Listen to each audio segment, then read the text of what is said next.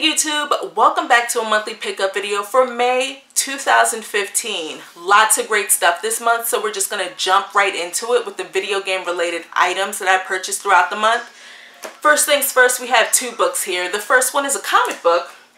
Really nice. It's a Link to the Past, The Legend of Zelda: A Link to the Past comic that first appeared in Nintendo Power, I want to say early 90s, around 1992, sometime around the time that A Link to the Past was released on the Super Nintendo.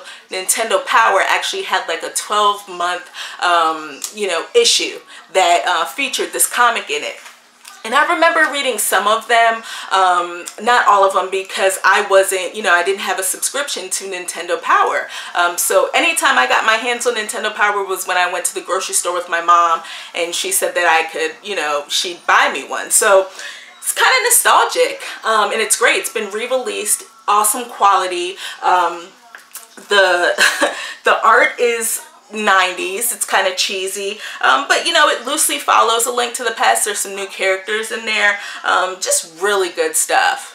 And then the other book that I have is Game Boy World 1989, which is a great reference guide. I highly recommend this to anyone that loves the Game Boy. Basically, it was written by Jeremy Parish, who's the editor-in-chief, I want to say, at usgamers.net. And he also has his own YouTube channel that focuses on like Game Boy titles. And this is basically a written version of the awesome videos that he puts out on his channel. Highlights all of the games that were released in 1989. Really great reference book.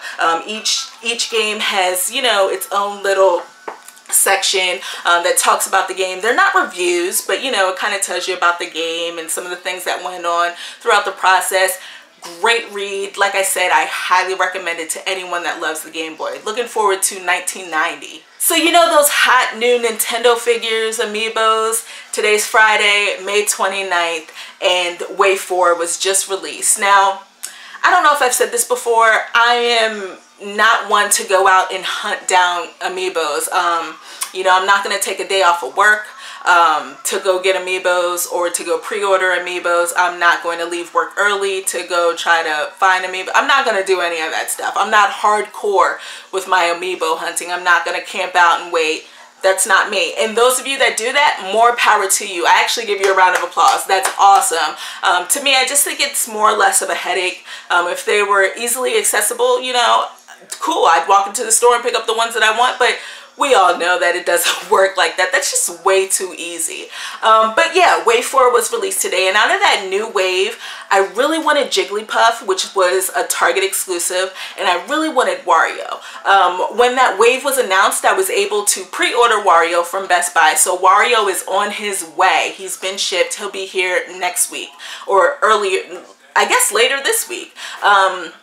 So yeah, Wario's coming. Really wanted Jigglypuff, and I also wanted the Splatoon characters. I think they came in a 3-pack. I wanted that, and I wanted Pac-Man. So yeah, I went to Target today, the day that the new Amiibos were released, and I got there, I don't know, I want to say around 9 o'clock, because you know what, I'm not tripping. I really want Jigglypuff, but I'm not gonna go out of my way and go there and stand in line hours before the store opens. So anyway, didn't find Jigglypuff. I actually went to 2 Targets, no Jigglypuffs, which is a little unfortunate because I really wanted that. But I walked away with some Amiibo. I got the Inkling girl from Splatoon, and I also got Pac-Man, which is cool. And then when I went to Best Buy to pick up a pre-order, I got Inkling Boy. Now, I did see Inkling Boy at Target, but they only allowed you to purchase 2 Amiibo. So I ended up just getting Inkling Girl and Pac-Man from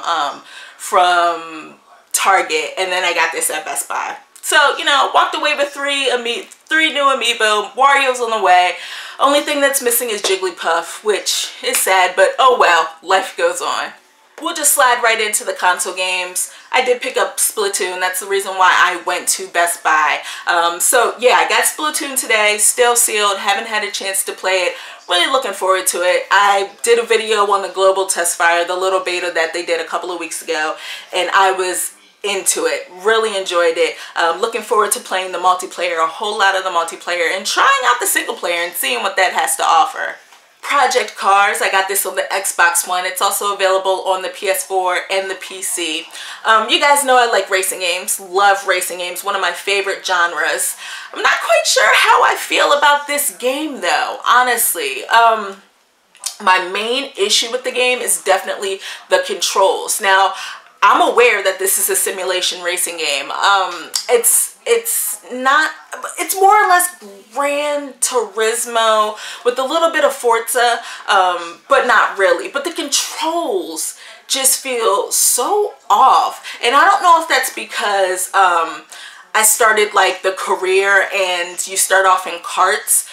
The controls on the go-karts are just horrible. You know, I honestly, and I'm trying to go through and trying to configure the controls so that they work for me, but I haven't had much success with that. So that's a little unfortunate. You know, it looks great. It's a great looking game, but the controls are kind of holding back my love for it. Honestly, they are. Time to bring out the big boy, guys. We got here The Witcher 3, which is the game that I've actually spent the most time with this month. The new release that I spent the most time with this month.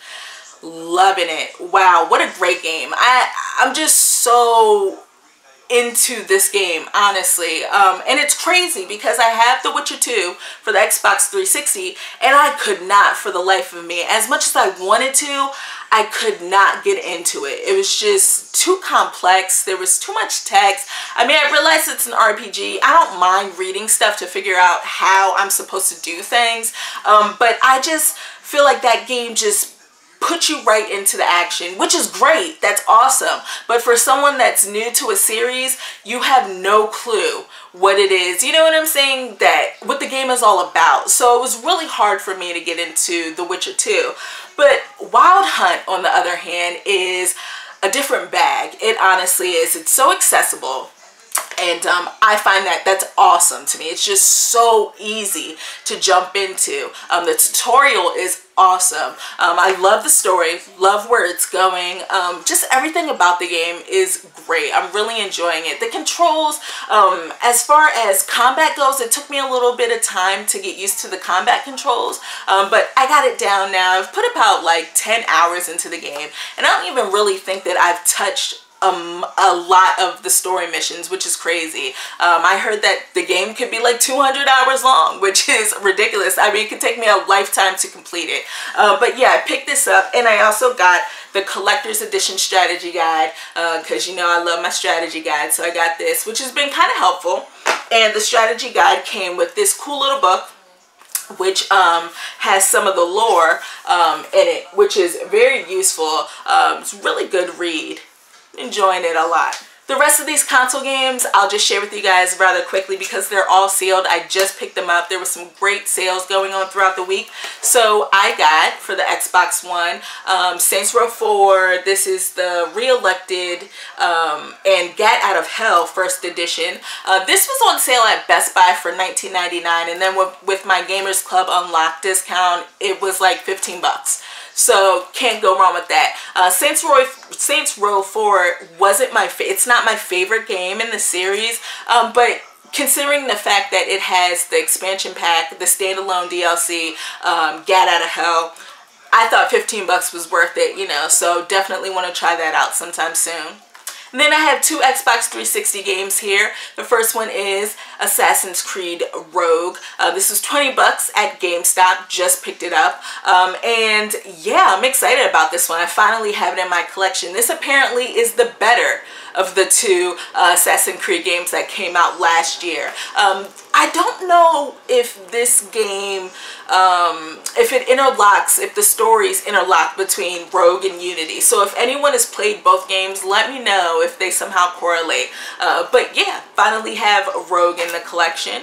And then I had to buy a Xbox 360 Play and Charge kit because my battery on that Play and Charge kit totally was dead.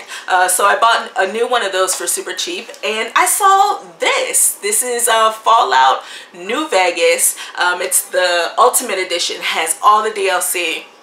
and it was on sale on Amazon for $13. You can't go wrong with that. I have the collector's edition of Fallout New Vegas, but you know, I don't have any of the DLC. I don't even think I spent a lot of time with New Vegas, and I was kind of itching to play a Fallout game, which wasn't really smart of me because The Witcher came out that week, so I haven't tried this out yet, but I definitely want to try it out. I've heard good things about it.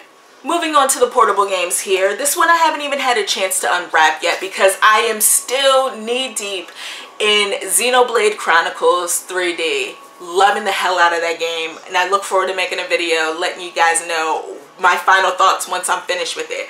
But got a new RPG here for the 3DS.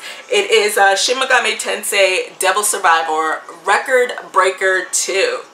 And it's the bonus set, which comes with, let's see, what does this come with? Decals and a music CD, which is interesting.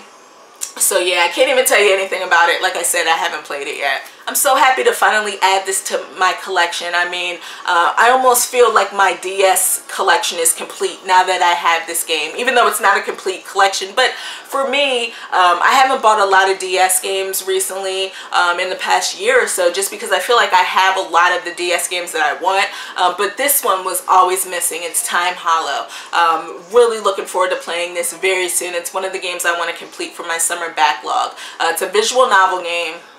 I've heard amazing things about this game, so I'm really looking forward to it. I had to get it off of eBay, and I got it for like 35 bucks, which isn't cheap when you think about it, but I don't know if this game is rare or whatever it is, or if it's in high demand, whatever the case may be. I spent about 35 bucks on it, but like I said, glad I have it in my DS collection now. And last but not least here, guys, we have Puzzles & Dragon Z and Puzzles & Dragon Super Mario Edition, Super Mario Brothers Edition. Basically 2 games in one here for the Nintendo 3DS, which is great. I've only had a chance to play the Super Mario Brothers Edition of Puzzles & Dragons, and I really like it. It's a lot of fun. I guess you could compare it to another puzzle game like Pokemon Shuffle, except it's all Mario Brothers related, which is fantastic. I love the fact that you can kind of like build your team up, you know what I'm saying, in this game. It's not just about puzzling. You know, there's a little bit of strategy in there as far as building your team and choosing who you want and that type of stuff, which is great. But yeah, this is a fantastic game. Definitely looking forward to playing more of it. It's going to be one of those games that, you know, I'm going to continue to play throughout the summer because I want to try what Pokemon Z. I want to see what that's all about. A lot of people apparently love it in Japan. It's one of the best-selling like mobile games in Japan, so I definitely want to try this out. So that's it, guys. Those are all of the games that I picked up in May of 2015. Guys, let me know what games you picked up this month. Let me know what you're currently playing. Always love to hear that. I'm going to thank all of you for watching this video, and I'll check you next time.